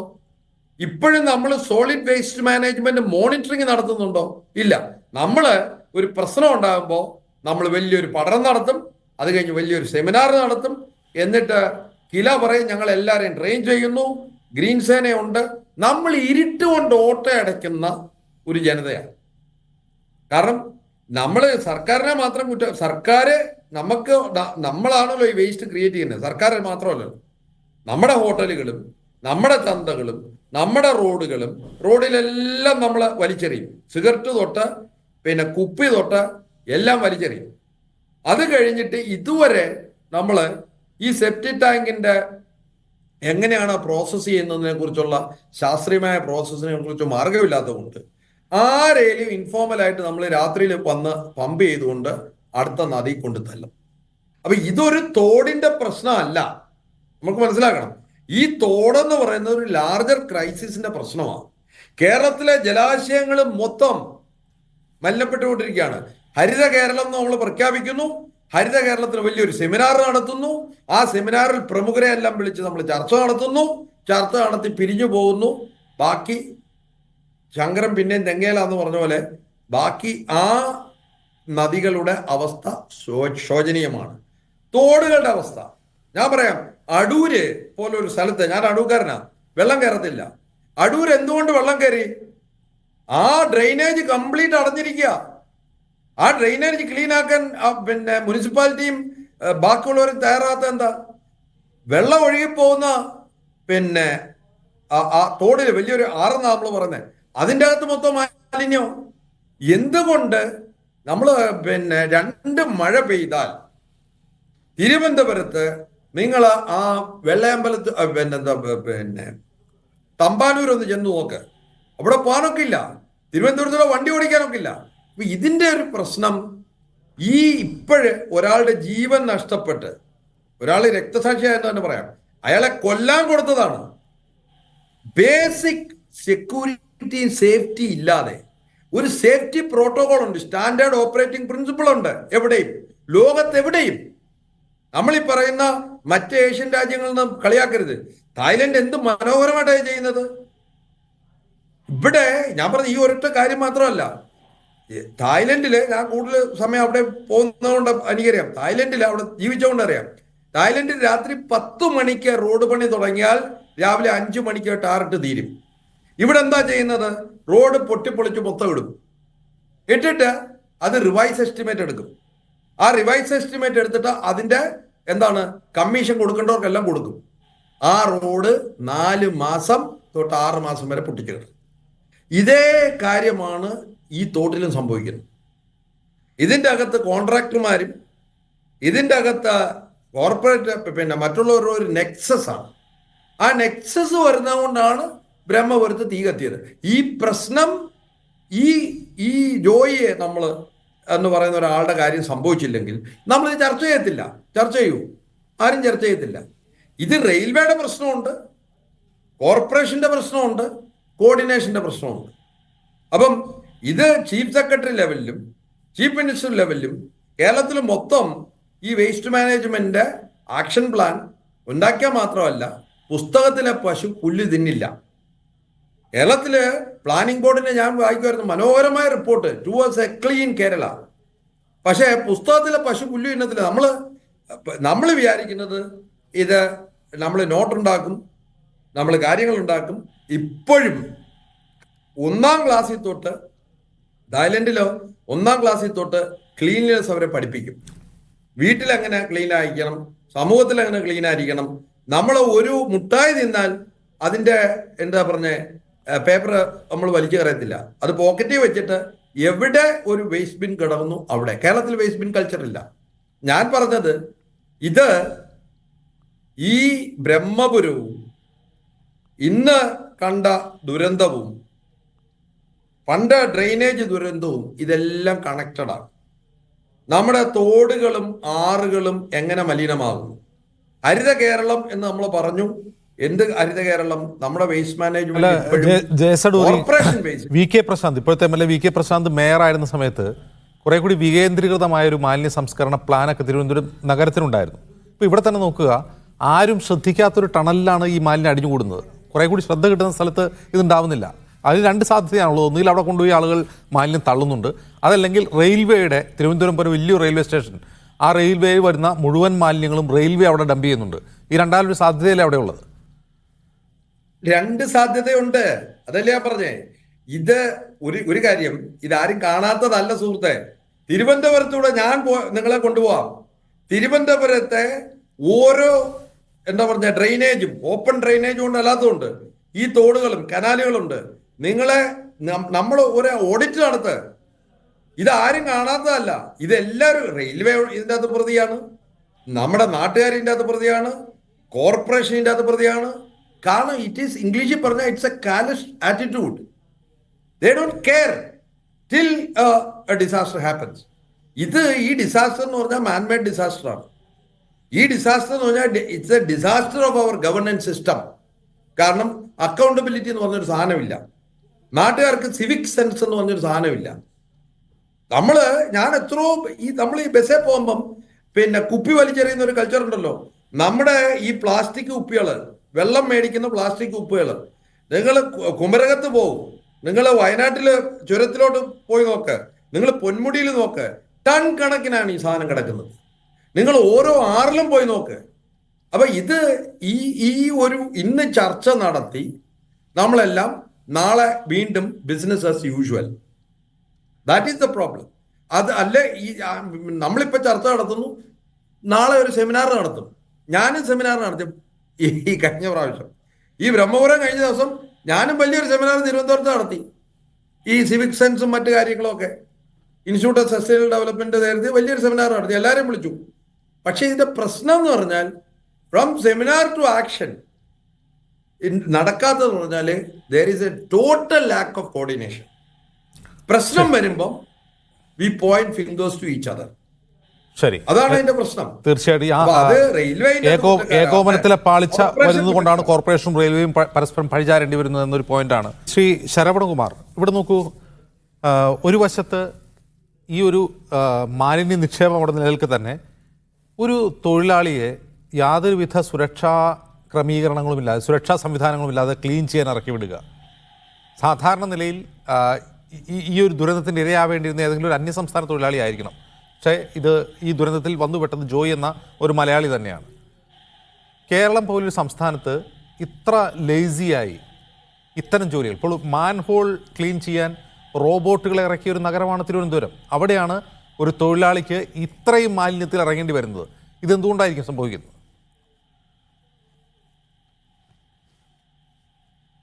അതായത് ഈ വിഷയത്തിൽ നമ്മുടെ വിദ്യാഭ്യാസ കേരളീയർ എന്ന് മാത്രം ചുരുക്കണ്ട. ലോകത്തിലെ ഏറ്റവും കൂടുതൽ ജനസംഖ്യയുള്ള ഇന്ത്യ, 140 കോടിയിൽ കൂടുതൽ ജനങ്ങളുണ്ട്. ഇതിൻ്റെ ശാസ്ത്രീയ വശവും പ്രകൃതി വശവും മാത്രം നമ്മൾ ഈ ആമയിഴഞ്ഞാൻ തോട്ടിൽ ജോയ് എന്ന അവരിൽ നിന്ന് നമ്മൾ പാഠം പഠിക്കേണ്ടതുണ്ട്. നമ്മുടെ ബലം ബലഹീനം രണ്ടും ജനമാണ്. ഇപ്പോൾ നമ്മുടെ ചർച്ചയിൽ പങ്കെടുത്ത അടൂർ അവർ പറഞ്ഞ ഒരു വിഷയത്തിൽ എനിക്ക് മാറ്റഭിപ്രായമുണ്ട്. അതാണ് നിങ്ങൾ ചോദിച്ച ആ ചോദ്യത്തിന് ഉത്തരമായി തീരുന്നത്. അതായത് സിംഗപ്പൂരോ അല്ലെങ്കിൽ മറ്റുള്ള പല വിദേശ രാജ്യങ്ങൾക്കും പോകുമ്പോൾ നമ്മുടെ ഇന്ത്യക്കാർ, പ്രത്യേകിച്ചും കേരളീയർ, പൊതുസ്ഥലത്ത് മൂത്രമൊഴിക്കില്ല, തുപ്പില്ല. പക്ഷെ ഇവിടെ വന്ന പൊതുസ്ഥലത്ത് എല്ലാം ചെയ്യും. തോടുകളും പുഴകളും നദികളും എല്ലാം കുളങ്ങളുമെല്ലാം നമുക്ക് മാലിന്യം ഇടാനുള്ളതാണ് എന്ന് വെച്ച് നമുക്ക് പൊതുബോധമില്ല എന്ന് ജനങ്ങളെ മാത്രം കുറ്റം പറഞ്ഞ് ഇതിൽ ഒഴിയാനും പറ്റില്ല. കാരണം ഇവിടെ ബലം ബലഹീനം രണ്ടും ജനമാണ്. ലോകത്തിലെ ഏറ്റവും വലിയ ജനാധിപത്യ രാജ്യമായ നമ്മുടെ ഇന്ത്യയിൽ ഏതൊരു പ്രശ്നവുമില്ലാതെ 65 കോടിയിൽ കൂടുതൽ 70 കോടിയിൽ കൂടുതൽ വോട്ടേഴ്സ് ഉള്ള ഒരു ജനാധിപത്യ ഒരു ഇലക്ഷൻ നടത്താൻ നമുക്ക് കഴിയുന്നുണ്ട് എന്ന് വെച്ചാൽ ഇത്രയും ജനങ്ങളെ വ്യക്തിപരമായിട്ട് തോട്ടിലും റോട്ടിലും ഇങ്ങനെയുള്ള തോടുകളിലും മാലിന്യങ്ങൾ ഇടാൻ പാടില്ല എന്ന് പഠിപ്പിക്കൽ സാധ്യമല്ല. അങ്ങനെ ജനങ്ങളെ കുറ്റം പറഞ്ഞു ഒഴിയാൻ സാധ്യമല്ലാത്ത ഒരു സാഹചര്യമാണ് ഇവിടെ ഉള്ളത്. വ്യക്തിപരമായിട്ട് പറയുകയാണെങ്കിൽ ഇതിനുള്ള ചുമതലയെല്ലാം നമ്മൾ വിജയിച്ച നമ്മുടെ ജനപ്രതിനിധികളുടെ കയ്യിൽ ഏൽപ്പിച്ചു കഴിഞ്ഞു. അപ്പോൾ ആ സംവിധാനം നന്നായിട്ട് വർക്ക് ചെയ്യുന്നുണ്ടോ എന്നുള്ളതാണ് നോക്കേണ്ടത്. അങ്ങനെയാണെങ്കിൽ ആമയിഴഞ്ഞാൻ തോട്ടിലെ ഉള്ളിലെ ഇറക്കിവിടപ്പെട്ട ജോയ് എന്നുള്ള ആ മനുഷ്യ ജീവിതം അതുപോലെ തന്നെ ദിവസം ഇവിടെ ഓരോ സ്ഥലത്തും അങ്ങനെ നടക്കുന്നുണ്ട്. ഇപ്പൊ തമിഴ്നാട്ടിൽ നിന്നും ഈ കക്കൂസ് മാലിന്യം ക്ലീൻ ചെയ്യാൻ ഒരു വണ്ടികൾ ഇവിടെ നിൽക്കാറുണ്ട് എല്ലാ സ്ഥലത്തും കേരളത്തിൽ. അവരുടെ കയ്യിൽ 8,000 രൂപ 10,000 20,000 രൂപയൊക്കെ കൊടുത്താലേ അവർ 10 മിനിറ്റ് കൊണ്ട് അത് ക്ലീൻ ചെയ്ത് കൊടുക്കുന്നുണ്ട്. ആൾക്കാർ അപ്പോഴും ഇറങ്ങാറില്ല. നമ്മളെക്കാളും വിദ്യാഭ്യാസം കുറഞ്ഞവരാണ് ആ മോട്ടർ വെച്ച് പുറത്തെടുക്കുന്നു. അതായത് ആൾക്കാർ ഉള്ളിൽ ഇറങ്ങണമെങ്കിൽ ശ്വാസമില്ലാതാകും എന്ന് വെച്ചാൽ ഇപ്പോ നമ്മുടെ ബഹുമാനപ്പെട്ട അടൂർ അവർ പറഞ്ഞതുപോലെ പല ലെറ്റിൻ ബാത്റൂമുകളും വീടുകളും അപ്പാർട്ട്മെന്റുകളും നേരിട്ട് പുഴയിൽ ഇറങ്ങുകയാണ്. പിറ്റില്ല എന്ന് വെച്ചാൽ വെള്ളത്തിൽ പോവുകയാണ്. എന്ന് വെച്ചാൽ വിദ്യാഭ്യാസ കേരളീയൻ കുടിക്കുന്ന വെള്ളത്തിൽ pH വാല്യൂ 7 അല്ല. pH വാല്യൂ 7 ആണെങ്കിൽ കുടിക്കാനുള്ള വെള്ളം യോഗ്യമാണ് എന്നാണ് നമ്മൾ പഠിച്ചിട്ടുള്ളത്. പക്ഷേ നമ്മൾ കുടിക്കുന്ന വെള്ളത്തിൽ pH വാല്യൂ 7 അല്ല. കക്കൂസ് മാലിന്യത്തിന്റെ അളവ്, കോളിഫോം ബാക്ടീരിയന്റെ അളവ് കുറവായ വെള്ളമാണ് നമ്മൾ കുടിക്കുന്നത്. അപ്പൊ പകർച്ചവ്യാധികൾ എത്രയാണ്? ഇത് പറയുമ്പോൾ അതാണ് ഞാൻ ആദ്യം പറഞ്ഞത്, ആദ്യത്തെ ഒരു പാർട്ടിൽ പറഞ്ഞത്, ഇപ്പൊ അവിടെ രക്ഷാപ്രവർത്തനത്തിൽ ഇടപെട്ടിരിക്കുന്ന ഓരോ വ്യക്തികളും അവരെ നമ്മൾ തൊഴണം. കാരണം എന്ത് തന്നെ ഈ എക്വിപ്മെന്റ്സ് ഇട്ടിരുന്നാൽ പോലും ഈ സ്കൂബ ഡൈവേഴ്സ് ആകട്ടെ, നമ്മുടെ ഫയർ ആൻഡ് സേഫ്റ്റി ഡിപ്പാർട്ട്മെന്റിൽപ്പെട്ടവരാകട്ടെ, ഇനി നാളെ വരുന്ന നേവിക്കാരാകട്ടെ, അവരെന്ത് തന്നെ എക്വിപ്മെന്റ് ഇട്ടാൽ പോലും ഇപ്പൊ ജോയ് അവർ ഇറങ്ങിയതുപോലെ അതേ സ്ഥലത്താണ് ഇറങ്ങാൻ പോകുന്നത്. ഒന്നും ഇടാതെ ഇറങ്ങിയ ജോയും ഇത് ഇട്ടിട്ട് ഇറങ്ങിയാൽ പോലും അവർക്കും ആരോഗ്യ പ്രശ്നങ്ങൾ ഉണ്ടാകും എന്നുള്ളതാണ് അതിന്റെ വീര്യം, അതിന്റെ വ്യാപ്തി. അത് മനസ്സിലാക്കുകയാണെങ്കിൽ ഇത് ഉണ്ടാക്കുന്ന പൊതു ആരോഗ്യ പ്രശ്നം എത്രയാണ്. അപ്പോൾ ഒറ്റ വാക്കിൽ ജനങ്ങൾക്ക് ബോധമില്ല, അത് ശരിയാണ്. ഇന്ന് ജനങ്ങളെ മാത്രം കുറ്റം പറഞ്ഞ് ഒഴിയുന്നത് ഇത്രയും വലിയ ജനസംഖ്യ, അതായത് കേരളത്തിൽ മാത്രം ഏകദേശം 3.25-4 കോടി ജനമാണ്. ഇതിൽ തിരുവനന്തപുരം പോലുള്ള, അതും തമ്പാനൂർ പോലുള്ള ഒരു സ്ഥലം, ചുറ്റുപാടുള്ള ഇത്രയും ജനസാന്ദ്രത, പോപ്പുലേഷൻ ഡെൻസിറ്റി, ഇതുപോലെ എറണാകുളം, ഇതുപോലെ കോട്ടയം, ഇങ്ങനെ ജനസാന്ദ്രതയുള്ള ഒരു സിറ്റിയിൽ ഇങ്ങനെ സംഭവിക്കുമ്പോൾ ജോയിനെ ഇറക്കി വിട്ടതുപോലെ തന്നെ ദിവസം ഓരോ സ്ഥലത്തും ഒരു തൊഴിലാളി ഇറക്കി വിട്ടുകൊണ്ടിരിക്കുന്നു എന്നുള്ളത് നമ്മൾ മനസ്സിലാക്കണം. ദൈവാധീനം അല്ലെങ്കിൽ പ്രകൃതി ദത്താൽ സംഭവിക്കാത്തത് കൊണ്ട് നമ്മൾ അതിനെക്കുറിച്ച് സംസാരിക്കുന്നില്ല. ഇന്ന് ജോയ്ക്ക് സംഭവിച്ചത് കൊണ്ട് നിങ്ങളിപ്പോൾ ചോദിച്ച ചോദ്യം വലിയ പ്രസക്തിയുള്ളതാണ്. ഒരു എക്വിപ്മെന്റ് പോലും ഇല്ലാതെ വെറും ഒരു മനുഷ്യൻ, ഈ കുഴി വെള്ളമല്ല, അത് എന്ത് പ്രശ്നമുള്ള വെള്ളം എന്ന് പറയാൻ പോലും പറ്റില്ല. അത്രയും മനുഷ്യ വിസർജനങ്ങളും, അതായത് സ്വന്തം വീട്ടിലുള്ള സ്വന്തം ലെറ്റിൻ ബാത്റൂം പോലും, അവർ ഉപയോഗിച്ച ബാത്റൂം ലെറ്റിൻ പോലും അവർ ക്ലീൻ ചെയ്യാൻ താല്പര്യപ്പെടാത്ത ഒരു ടെക്നോളജി വളർന്ന കാലമാണിത്. അങ്ങനെയുള്ള സാഹചര്യത്തിൽ ഈ തൊഴിലാളിയെ ഇറക്കി വിട്ടത് ഇപ്പോഴും പല ഫോറിൻ കൺട്രികളും ഈ റെയിൽവേ സ്റ്റേഷനുകളിൽ ബാത്റൂം ലെറ്റിൻ ആ വേസ്റ്റുകൾ ട്രാക്കിൽ കിടക്കുന്നതിനെ കുറിച്ച് പറയാറുണ്ട്. മലം അള്ളുന്ന മനുഷ്യരെ കുറിച്ച് പലരും പല സമയത്തും വേദനാജനകമായ വെളിപ്പാടുകളും എഴുത്തും പറഞ്ഞിട്ടുണ്ട്. അത് ആലോചിക്കുമ്പോൾ ഒരു വിദ്യാഭ്യാസ സമൂഹം എന്ന് നമ്മൾ പറയുന്നതിൽ നമുക്ക് വളരെ വേദനയും ലജ്ജാകരവുമാണ്. ശരി ശരവണകുമാർ. ശ്രീ ജയസഡൂർ, എൻ്റെ ആ ക്വസ്റ്റ്യൻ ഞാൻ ആവർത്തിക്കുകയാണ്. അതായത് ഈ മാൻഹോളിൽ മനുഷ്യരിറങ്ങാത്ത ഒരു സ്ഥലമാണ് കേരളം. കാരണം ഈ തിരുവനന്തപുരത്തൊക്കെ റോബോട്ടിക് സാങ്കേതികവിദ്യ അതിനു വേണ്ടി ഉപയോഗപ്പെടുത്തി എന്നൊക്കെ വാർത്തകൾ വന്ന ഒരു സ്ഥലമാണ്. അവിടെ ഒരു തൊഴിലാളിയെ ഇറക്കി വിടാൻ ആര് തീരുമാനിച്ചാലും അവിടെ ഒരു പ്രശ്നം, ഈ പർട്ടിക്കുലർ ഈ ടണലിൻ്റെ മുമ്പിൽ എത്ര മാലിന്യം ഉണ്ടാകുമെന്ന കണക്ക് പോലും, അങ്ങനെ ഊഹം പോലും ഇല്ലാത്ത ഒരാളായിരിക്കില്ലേ ജോയി അവിടെ നിയോഗിച്ചിട്ടുണ്ടാവുക? തീർച്ചയായും. കാരണം എന്ന് പറഞ്ഞാല് ഈ അവിടെ ഒന്നാമത്തെ കാര്യം ഞാൻ പറഞ്ഞില്ലേ, പാവപ്പെട്ട തൊഴിലാളികളോടുള്ള, ഇതിപ്പോ ജോയി മലയാളി ആയതുകൊണ്ട് ഇത്രയും ചർച്ച നടത്തിയേ, പാവപ്പെട്ട തൊഴിലാളികളോടുള്ള കാൽവസ്നെസ് ആണ്, അതായത് ഉത്തരവാദിത്ത ബോധമില്ലായ്മയാണ് ഇവിടെ കണ്ടത്. അതുകൊണ്ടാണ് ഇതിനെക്കുറിച്ച് യാതൊരു കാൽക്കുലേഷനും ഇല്ലാതെ, ശാസ്ത്രബോധവുമില്ലാതെ, മഴയത്ത് ടൈമിംഗ് ഏറ്റവും കൂടുതൽ വെള്ളം വരുന്ന സമയത്ത് ഇറക്കുക എന്ന് പറഞ്ഞാൽ ഏറ്റവും നിരുത്തരവാദിത്തപരമായ കാര്യമാണ്. റെയിൽവേ ആണ് ഇത് ചെയ്തതെന്നാണ് പറഞ്ഞത്, റെയിൽവേ ആണെങ്കിലും. പക്ഷേ ഇതിൻ്റെ ഒരു പ്രശ്നം, നിങ്ങൾ 2 മാസത്തിലൊരിക്കലും ഇത് ക്ലീൻ ചെയ്യണമെന്ന് വെച്ചു. ഞാൻ ഒരു പ്രശാന്ത്, VK പ്രശാന്ത് ഇരുന്നപ്പോൾ ഒരു പോസ്റ്റ് ഇട്ടായിരുന്നു സോഷ്യൽ മീഡിയയിൽ. അതായത് ഇതിന് മുമ്പും പിമ്പും എന്ന് പറഞ്ഞാൽ 2019 കഴിഞ്ഞത് ക്ലീൻ ചെയ്തതായിട്ട് എനിക്ക് സംശയമുണ്ട്. ഇത് കാണുമ്പോൾ, ഈ മാലിന്യ കൂമ്പാരം കാണുമ്പോൾ, സത്യം പറഞ്ഞാൽ ഇത് ഓരോ മാസവും ക്ലീൻ ചെയ്യാൻ വേണ്ടി ഉള്ളൊരു സിസ്റ്റം ഉണ്ടാക്കിയായിരുന്നെങ്കിൽ, അത് മാത്രമല്ല അതിനൊരു കൃത്യമായ മോണിറ്ററിംഗ് മെക്കാനിസം ഉണ്ടായിരുന്നെങ്കിൽ ഇതുപോലെ ഒരു ദുരവസ്ഥ ഉണ്ടാകുമായില്ലായിരുന്നു.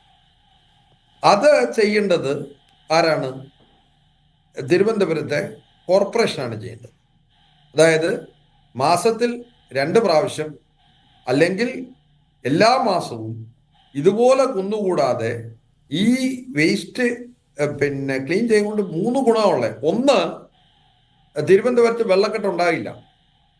ഡ്രെയിനേജും ഇതുപോലുള്ള കനാലും എല്ലാ മാസവും ക്ലീൻ ചെയ്താൽ ഇതുപോലെ വെള്ളക്കെട്ട് ഉണ്ടാകില്ല. കാരണം വെള്ളം ഒഴുകി പോകുന്നില്ല. ഇത് തിരുവനന്തപുരത്ത് മാത്രമല്ല, കൊച്ചിയിലും ഉണ്ട്. കേരളത്തിലെ കോടികൾ മുടക്കിയാണ് ഡ്രെയിനേജ് പണിയുന്നത്. എന്നിട്ട് ആ ഡ്രെയിനേജിന് മേലിൽ നമ്മളെല്ലാം സ്ലാബ് ഇടും. എന്തെങ്കിലും സ്ലാബ് ഒഴിവുണ്ടോ അവിടെ കൊണ്ടവൻ വേസ്റ്റ് ചെയ്യും. ഞാൻ എത്ര പ്രാവശ്യം തിരുവനന്തപുരത്ത് കണ്ടിട്ടുണ്ട്. ഞാൻ എത്ര പ്രാവശ്യം തിരുവനന്തപുരത്ത് ഡോക്ടർമാരുടെ സൈനുള്ള വണ്ടി, ഞാൻ ഒരിക്കൽ വണ്ടി പോയി തടഞ്ഞ് വഴക്കുണ്ടാക്കി കൊണ്ട് ഈ സാധനം അവിടെ ഇടുന്നത്.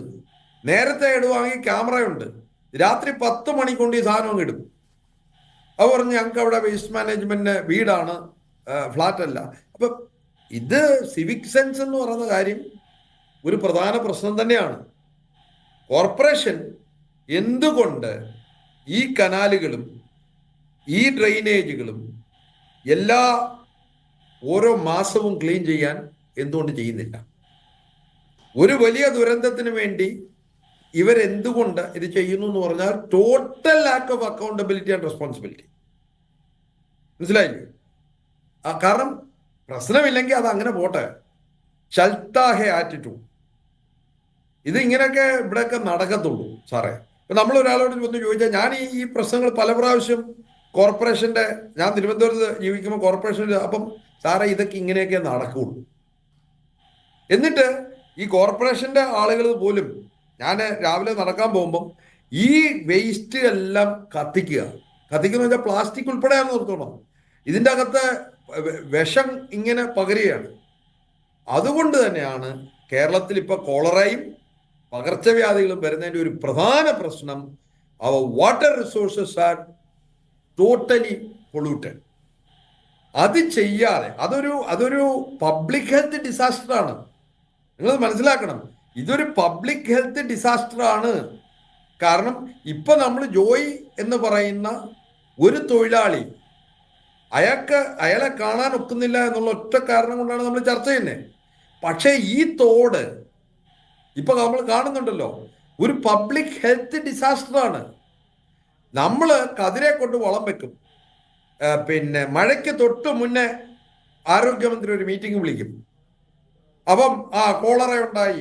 ഈ കഴിഞ്ഞ പ്രാവശ്യം പിന്നെ നമുക്കറിയാം, കൊച്ചിയിലെ ഒരു ഫ്ലാറ്റിലെ എല്ലാവർക്കും എന്താണ് സ്റ്റൊമക് പ്രോബ്ലം ഉണ്ടായി, അവർ കുടിച്ച വെള്ളത്തിൽ നിന്ന്. അവസാനം കണ്ടുപിടിച്ചു ആ വെള്ളത്തിൻ്റെ അകത്ത് പ്രശ്നം ഉണ്ടായി. അപ്പൊ ഇത് ജനങ്ങൾക്ക് സർക്കാരിനെ പിന്നെ നേരെ നിർത്തേണ്ട ഉത്തരവാദിത്തം ജനങ്ങൾക്കുണ്ട്. ഇത് സർക്കാരിനോട് ചോദിക്കാനുള്ള. മീഡിയയുടെ ഒരു പ്രശ്നം എന്ന് പറഞ്ഞാൽ, മീഡിയ ഈ ദുരന്തം വരുന്നിടം വരെ മീഡിയയും കാത്തിരിക്കും. ദുരന്തം വരുമ്പം ദുരന്ത നിവാരണ വിദഗ്ധരെയും ഗവർണൻസ് വിദഗ്ധരെയും ഒക്കെ വിളിച്ചുകൊണ്ട് ചർച്ച ചെയ്യും. അത് കഴിഞ്ഞ് പോകും. നമ്മൾ മലയാളികളെ നാട്ടുകാരെന്ത് ചെയ്യും? വിദ്യാഭ്യാസത്തിന് വരെ എൻ്റെ വീട്ടിൽ ചപ്പയവറുകൾ കാണത്തില്ല, അയലോക്കത്തിൻ്റെ വീട്ടിൽ. ഇപ്പം ഈ തൊട്ടടൂര് ഒരു സ്ഥലത്ത് ഒരു ചന്തയുണ്ട്. അവിടുത്തെ വേസ്റ്റ് എല്ലാം അവിടെ താമസമില്ലാത്ത ഒരു സ്ഥലത്താണ് കൊണ്ട് തള്ളുന്നത്. അപ്പൊ നമ്മുടെ ഈ തിരുവനന്തപുരത്ത് നിങ്ങൾ വെറുതെ കിടക്കുന്ന സ്ഥലം നിന്ന് നോക്കിയാൽ അവിടെ എല്ലാം വേസ്റ്റാണ് കൊണ്ട് തള്ളിയിരിക്കുന്നത്. അല്ലെങ്കിൽ ഈ മദ്യക്കുപ്പികൾ കൊണ്ട് തള്ളും. ഈ ഒരു സാധനം മാറ്റാൻ എന്തുകൊണ്ട് മലയാളിക്ക്, ഈ പ്രബുദ്ധ മലയാളിക്ക് സാധിക്കുന്നില്ല? അതൊന്ന്. രണ്ട്, ഈ ഈ മേയർ എന്ന് പറയുന്ന ആള് എന്ത് പണിയാ ചെയ്യുന്നത്? ഇവിടെ ബസ് തടഞ്ഞു, അത് വലിയ പ്രശ്നമായി. എന്ത് പണിയാ മേയർ അവിടെ ചെയ്യുന്നത്? എന്ത് പണിയാ കോർപ്പറേഷൻ ചെയ്യുന്നത്? ഇവർക്കിത് പിന്നെ ഈ പ്രശ്നം വന്ന് ഒരാളെ കൊലയ്ക്ക് കൊടുത്തിട്ട് എന്നിട്ടാണ് നമ്മളിത് ചർച്ച ചെയ്യുന്നത്. ഈ തോട് എന്തുകൊണ്ട് ഇവർക്ക് എല്ലാ മാസവും ക്ലീൻ ചെയ്യാൻ പറ്റുന്നില്ല? ഈ റെയിൽവേയുടെ റെസ്പോൺസിബിലിറ്റി ആയിട്ട് റെയിൽവേയുടെ MOU ഉണ്ടാക്കണം കോർപ്പറേഷൻ. ഇതിന്റെ കോസ്റ്റ് പ്ലാനിങ് തയ്യാറാക്കണം. ഇത് ചെയ്തിട്ടുണ്ടെങ്കിൽ ഇത് സംഭവിക്കത്തില്ല. അപ്പൊ പ്രശ്നം ഇതൊരു എന്താ ഒരു വിവിധ മാനങ്ങളുള്ള ഒരു പ്രശ്നമാണ്. അതിലേറ്റവും വലിയ തമാശ, കഴിഞ്ഞ മെയ് മാസത്തിൽ മഴക്കാല പൂർവ്വ ശുചീകരണത്തിന്റെ ഭാഗമായിട്ട് കോർപ്പറേഷൻ റെയിൽവേക്ക് നോട്ടീസ് കൊടുത്തു. അതിനോട് പ്രതികരിച്ചില്ല റെയിൽവേ എന്നാണ് പറയുന്നത്. അവർ പ്രതികരിച്ചില്ല. എന്നാ പിന്നെ അങ്ങനെ പോട്ടെ എന്ന് വിചാരിച്ചാണ്. ഇതെല്ലാ മാസവും ചെയ്യേണ്ട സാധനമാണ്. എന്താ ഇവരെല്ലാ മാസവും ചെയ്യാന്നേ? എന്താ പിന്നെ റെയിൽവേക്ക് ഇവരെല്ലാ മാസവും ഒരു എഗ്രിമെന്റ് ഉണ്ടാക്കുന്നത്? What stop dum? ഇത് എല്ലാ മാസവും ക്ലീൻ ചെയ്യണമെന്നുള്ള എഗ്രിമെന്റ് ഉണ്ടാക്കണം. കളക്ടറും ചീഫ് സെക്രട്ടറിയും വേണ്ട എല്ലാവരെയും കോർഡിനേഷൻ വേണ്ടി വിളിച്ചിട്ട് they have to make an agreement. അതിൻ്റെ അത് മോണിറ്ററിംഗ് മെക്കാനിസം ഉണ്ടാക്കണം. അവിടെ സാധനം പെടുത്തുന്നവരെ ക്യാമറ വെച്ചിട്ട് അവന്റെ പേരിൽ നടപടിയെടുക്കണം. ഇതൊന്നും ചെയ്യാതെ മഴയ്ക്ക് മുമ്പ് ക്ലീൻ ചെയ്യുന്നത് എന്താ? മഴയ്ക്ക് മുമ്പാണോ ക്ലീൻ ചെയ്യേണ്ടത്? നിങ്ങൾക്ക് എന്താ നിരന്തരം ക്ലീൻ ചെയ്താൽ എന്താ പ്രശ്നം? ഡ്രെയിനേജും ഈ തോടുകളും നിരന്തരം ക്ലീൻ ചെയ്താൽ എന്താണ് പ്രശ്നം? കോർപ്പറേഷൻ ബഡ്ജറ്റില്ലേ? അവിടെയാണ് പ്രശ്നം. അല്ല മഴയ്ക്ക് മുമ്പ് ഞാൻ റെയിൽവേക്ക് കൊടുത്തു എന്ന് വെച്ചാൽ ഈ വർഷങ്ങളായിട്ടുള്ള എല്ലാ വേസ്റ്റും കൂടെ അവിടെ കിടക്കുന്നു. മഴയ്ക്ക് മുമ്പ് സാധനം കൊടുക്കുന്നത്, മഴയ്ക്ക് മുമ്പാണ് സാധനം കൊടുക്കേണ്ടത്, എല്ലാ മാസമാണ് ചെയ്യേണ്ടത്. എന്തുകൊണ്ട് ചെയ്തില്ല? അതാ പ്രശ്നം. ശരി, ശ്രീ ശരവണകുമാർ, ഇവിടെ ഭരണഘടനാപരമായി തന്നെ ഈ മാലിന്യ നീക്കത്തിൻ്റെ ഉത്തരവാദിത്തം തദ്ദേശ സ്ഥാപനങ്ങൾക്കാണ്. ഇവിടെ ഈ മാലിന്യം നീക്കം ചെയ്യാൻ ഞങ്ങൾ റെയിൽവേക്ക് നോട്ടീസ് കൊടുത്തു എന്ന് കോർപ്പറേഷൻ പറയാണ്.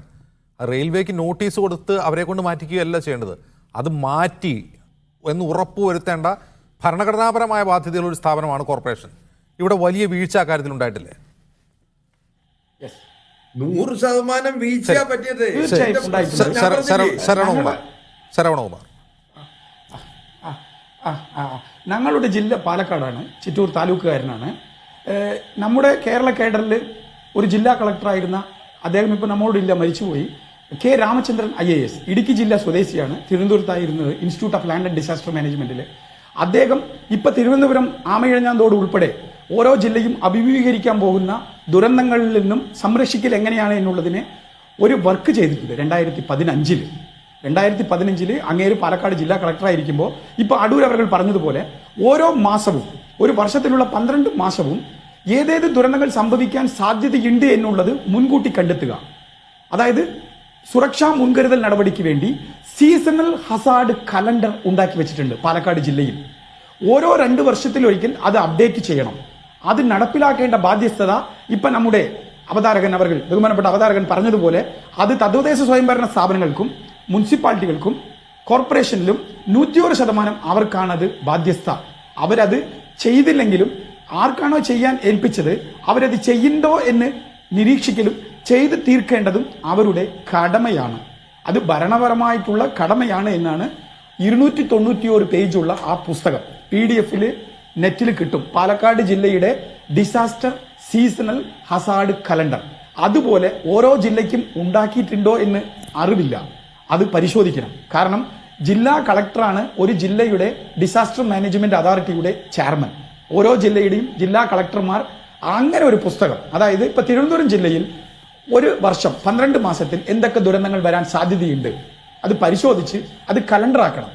അങ്ങനെ കലണ്ടർ ആക്കിയിട്ടുണ്ടെങ്കിൽ ഇത് റെയിൽവേ സ്റ്റേഷൻ ഉൾപ്പെടെ ഒരു എയർപോർട്ട് ഉൾപ്പെടെ ഈ ഹാർബർ ഉൾപ്പെടെയുള്ള സ്ഥലങ്ങളാണ്. അവിടെ മനുഷ്യ വിസർജനങ്ങൾ ഉൾപ്പെടെയുള്ള ഈ വേസ്റ്റ് എത്രയും വരാം. ഇത് ആരാണ് നീക്കം ചെയ്യേണ്ടത്? ഇതൊക്കെ സുരക്ഷാ മുൻകരുതൽ എന്ന് പറയുന്നത് ദുരന്തങ്ങൾക്ക് മുമ്പുള്ളതാണ്. ഒരു വളർന്ന വിദ്യാഭ്യാസ സമൂഹം ചെയ്യേണ്ടതാണ്. ഇപ്പോ ഞാൻ ഇത്രയും നേരം ശാസ്ത്രീയ വശം, പ്രകൃതി വശം എന്ന് പറഞ്ഞിരുന്നു. ഇപ്പൊ ഇതിന്റെ രാഷ്ട്രീയ വശം പറഞ്ഞത് പറയാതെ ഇത് തീരില്ല. കാരണം ജാതി, മതം ഇത് കൂടുതൽ സംസാരിക്കുന്നതും ഫാസിസമാണ്. അതുപോലെ തന്നെ ഭാഷ, അതായത് നമ്മൾ മലയാളികൾക്ക് അഭിമാനിക്കാം എന്ന് പറയുന്നതും ഫാസിസമാണ്. കാരണം ഇങ്ങനെ ദുരന്തങ്ങൾ വരുമ്പോൾ സ്വാഭാവികമായും നമ്മുടെ ഇന്ത്യയെക്കാളും എത്രയോ പിന്നോക്കമുള്ള എത്രയോ രാജ്യങ്ങൾ, ആഫ്രിക്കൻ രാജ്യങ്ങൾ ഇതിനേക്കാളും വലിയ ദുരന്തങ്ങളൊക്കെ വന്നിട്ട് തിരിച്ചു വരും. ഏത് ജനതയായാലും ഏത് ദുരന്തം, എത്ര വലിയ ദുരന്തം വന്നാലും തിരിച്ചു വരും. തിരിച്ചു വന്നിട്ട് നമുക്ക് അഭിമാനിക്കാമെന്ന് പറയാനില്ല. പക്ഷേ ഈ ദുരന്തത്തിൽ നിന്നും പാഠം പഠിക്കാതെ ഓരോ തവണയും ഈ പാളിച്ചുകൾ മറച്ചു വെക്കാൻ വേണ്ടി മാത്രം നമ്മൾ മലയാളികൾ തിരിച്ചു വന്നു എന്ന് പറയുന്നത് ആദ്യം നിർത്തണം. ജാതി, മതം പോലെ തന്നെ ഭാഷയും വംശീയ വിദ്വേഷവുമാണ്, അതും ഫാസിസമാണ്. അതിവിടെ വലിയ വിഷയമാണ്. 2018 നമ്മൾ പഠിച്ചില്ല, 19 പഠിച്ചില്ല, 20 മഴ പെയ്ത് പഠിച്ചില്ല, ഓഹിയിൽ പഠിച്ചില്ല. പക്ഷേ ഇത് കേട്ടുകൊണ്ടിരിക്കുന്ന രാഷ്ട്രീയക്കാരോ വിഭക്തരോ ഉദ്യോഗസ്ഥരോ ഇതിൽ മാറ്റാഭിപ്രായം ഉണ്ടാകാം. പക്ഷെ 14 ജില്ലയിലുള്ള 3.25 കോടി പൊതുജനങ്ങളിൽ 90% ജനവും ഇപ്പോ എക്സ്പേർട്ട് എന്ന നിലയ്ക്കല്ല, സാധാരണക്കാരൻ എന്ന നിലയ്ക്ക് നാം പറയുന്നത് ശരിവെക്കും, ഉൾക്കൊള്ളും, അംഗീകരിക്കും. അതായത് 2018 19 വന്ന പ്രളയങ്ങളിൽ പൊട്ടിപ്പോയ പാലങ്ങളും തോടുകളും ഇപ്പോഴും മാലിന്യ കൂമ്പാരമായിട്ട് കിടക്കുന്നുണ്ട്. 7-8 വർഷം കടന്നു, ഇപ്പോഴും ശരിയാക്കപ്പെട്ടിട്ടില്ല. എത്രയോ ഗ്രാമങ്ങളിലും, അതായത് തിരുവനന്തപുരം പോലുള്ള അർബൻ ഏരിയ അല്ല, ഇപ്പോഴും അർബൻ ഏരിയ അല്ലാത്ത ചെറിയ തദ്ദേശ സ്വയംഭരണ സ്ഥാപനങ്ങളിലുള്ള പാലങ്ങളും തോടുകളും കുളങ്ങളും ഇനിയും ശരിയാക്കപ്പെട്ടിട്ടില്ല. അവിടെയും ജനങ്ങൾ സ്വാഭാവികമായിട്ടും മാലിന്യങ്ങൾ കൊണ്ടുപോയി ഇടുന്നു. അത് മാലിന്യ കുമ്പാരമാകുന്നു, അത് പകർച്ചവ്യാധികൾക്ക് വഴിവെക്കുന്നു. അപ്പോൾ ജനങ്ങൾ ഒരു കാരണക്കാരാണ്, അവർക്ക് ബോധവുമില്ല. നമ്മുടെ ബഹുമാനപ്പെട്ട അടൂർ അവർ പറഞ്ഞതുപോലെ സിവിക് സെൻസ് ഇല്ല എന്നുള്ളത് കാരണം കാട്ടി ഈ തദ്ദേശ സ്വയംഭരണ സ്ഥാപനങ്ങൾ, കോർപ്പറേഷൻ ആകട്ടെ, മുനിസിപ്പാലിറ്റികളാകട്ടെ, പഞ്ചായത്തുകളാകട്ടെ, ഒരു പരിധിവരെ ചെയ്തതായിട്ട് കാണിച്ച് അഭിനയിച്ച് നമ്മൾ മലയാളികൾ തിരിച്ചു വന്നു എന്ന് പറയുന്നത് ആദ്യം നിർത്തണം. കാരണം മനുഷ്യരാണ് ഇവിടെ വലുത്, മനുഷ്യത്വവുമാണ്. ഇപ്പൊ ജോയ് അവർ അതിനുള്ളിൽ പെട്ടിരിക്കുന്നത് ഒരു മനുഷ്യനാണ്. അടൂർ അവർ പറഞ്ഞത് ഇനി ഒരു തവണ കൂടി ഞാനും ശരിവെക്കുന്നു. അത് നമ്മുടെ കേരളീയനായതുകൊണ്ട്, മലയാളി ആയതുകൊണ്ട് നമ്മൾ ഇത്രയും ചർച്ച ചെയ്യുന്നു. ഇത് അയൽ സംസ്ഥാന അതിഥി തൊഴിലാളിയാണെങ്കിൽ ഇത്രയും നമ്മൾ കെയർ എടുത്തിട്ടുണ്ടാകുമെന്ന് അറിയില്ല. അല്ലെങ്കിൽ വേറെ ഏതെങ്കിലും രാജ്യത്തിൽ ഒരു മലയാളി പെട്ടതാണെങ്കിൽ മലയാളികൾ നമ്മൾ ഇത്രയും കെയർ എടുത്തിട്ടുണ്ടാകും. അപ്പൊ ഇവിടെ ഭാഷ പോലും നമ്മളെ പല സമയത്തും പറ്റിക്കാനുള്ള ഒരു ഫാസിസമായിട്ടാണ് ഉപയോഗപ്പെടുത്തപ്പെടുന്നത്. അതുകൊണ്ട് നിങ്ങൾ ചോദിച്ച ആ ചോദ്യം, കോർപ്പറേഷനിലെ 101% അതിൽ ഉത്തരവാദിത്വമുണ്ട്, കടമയാണ്. ഇപ്പൊ 2018-ലും 2019-ലും ഈ ആമയഴഞ്ഞാൻ തോട് പോലെ തന്നെ എത്രയോ ചെറിയ തോടുകളും കുളങ്ങളും ഇപ്പോഴും ശരിയാക്കപ്പെട്ടതുപോലെ കാണിച്ച് വിജയം എന്ന് നമ്മൾ തിരിച്ചു വന്നു, മലയാളികൾ തിരിച്ചു വന്നു എന്ന് പറയുന്നത് ഒരു യുക്തിബോധമല്ല, വിദ്യാഭ്യാസ സമൂഹത്തിന് ചേർന്നതല്ല. അതുകൊണ്ട് നമ്മൾ ഏത് പ്രശ്നവും നോക്കുമ്പോൾ രാഷ്ട്രീയ വശം എന്ന് സമീപകാലത്ത് ഒരു 15 വർഷത്തിൽ നമ്മൾ ചിന്തിച്ചു പോയ രാഷ്ട്രീയ വശം, മതവശം, ജാതിവശം മാറ്റിവെക്കുക. പ്രകൃതി ദുരന്തങ്ങൾ സമയത്തും ഇങ്ങനെ ജോയ് പോലുള്ള ഒരു മനുഷ്യ ജീവൻ ഇങ്ങനെയുള്ള ആമയഴഞ്ഞാൻ തോട്ടിൽ പെട്ടതുപോലുള്ള സമയത്തിൽ മാത്രമല്ല, എല്ലാ സമയത്തും പ്രകൃതി വശവും ശാസ്ത്രീയ വശവും നമ്മൾ ഉൾക്കൊണ്ടേണ്ട് അതിന്റെ പരിഹാരം കാണാനുള്ള പാതയിൽ സഞ്ചരിക്കേണ്ടതാണ്. അല്ലാതെ പരസ്പരം പഴിചാരലും ചഴിവാരി എറിയലും അല്ല ഒരു വിദ്യാഭ്യാസ സമൂഹത്തിന് ചേർന്നത്. ശാസ്ത്രീയ വശം, പ്രകൃതി വശം. 2015-ൽ ഞങ്ങളുടെ പാലക്കാട് ജില്ലാ കളക്ടറായിരുന്ന രാമചന്ദ്രൻ സാർ അവർ ചെയ്ത ആ ബുക്ക്ലെറ്റ്, 291 പേജുള്ള ബുക്ക്, അദ്ദേഹം മരിച്ചു അല്ലെങ്കിൽ ട്രാൻസ്ഫർ ആയിട്ടുണ്ടാകും. അതിൽ പറയപ്പെട്ട വിഷയങ്ങൾ അതിനുശേഷം ഇന്നേ വരെ ഞങ്ങളുടെ ജില്ലയിൽ നടപ്പിലാക്കാൻ കഴിഞ്ഞിട്ടില്ല. അതിനുശേഷം വന്ന ജില്ലാ കളക്ടറുകളുടെ പണി പോലും തടഞ്ഞു വെക്കുന്ന ഒരു പ്രവൃത്തിയാണ് ഇവിടെ നടക്കുന്നത്. അതുപോലെ തിരുവനന്തപുരത്തിലും ഒരു നിയമം കൊണ്ടുവന്നത് കൊണ്ട് മാത്രം ഈ ആമയഴഞ്ഞാൻ തോട് പോലുള്ള സ്ഥലങ്ങൾ ക്ലിയർ ചെയ്യപ്പെട്ടു എന്ന് വരില്ല. അത് ഇംപ്ലിമെന്റ് ചെയ്യപ്പെട്ടോ എന്ന് പരിശോധിക്കേണ്ടതും ഓരോ തവണയും ഉറപ്പുവരുത്തേണ്ടതും ആ ജനസമൂഹത്തിനെ സംരക്ഷിക്കേണ്ടതും തദ്ദേശ സ്വയംഭരണ സ്ഥാപനമായ കോർപ്പറേഷനും മുനിസിപ്പാലിറ്റിയും ഗ്രാമപഞ്ചായത്തുകളും MLA-ക്കും മന്ത്രിക്കും ഓരോരുത്തർക്കും സേവനമല്ല, പണിയാണ്. കേരളത്തിലെ തദ്ദേശ സ്ഥാപനങ്ങളിൽ ജീവിക്കുന്ന മനുഷ്യർ പണം അങ്ങോട്ട് നൽകി മാലിന്യം നീക്കുന്ന ഒരു സമ്പ്രദായം നിലനിൽക്കുന്ന ഒരു സംസ്ഥാനത്താണ് ഇപ്പോൾ ഇത്തരം ഒരു മാലിന്യ കൂമ്പാരത്തിനിടയിൽ ഒരു മനുഷ്യജീവനെ കാണാതാവുന്നത് എന്നുള്ളത് വലിയ തോതിലുള്ള നയപരമായ പുനർവിചിന്തനങ്ങൾക്കും ഗവേണൻസുമായി ബന്ധപ്പെട്ട പുനർവിചിന്തനങ്ങൾക്കും വഴിവെക്കുന്നതാണ്. വളരെ ഗൗരവമുള്ളൊരു സംഗതിയാണെന്ന് JS അടൂരും ശരവണകുമാറും ഓർമ്മിപ്പിക്കുന്നു. വളരെ നന്ദി ശ്രീ JS അടൂർ, ശ്രീ ശരവണകുമാർ ഇത്രയും സംസാരിച്ചതിന്.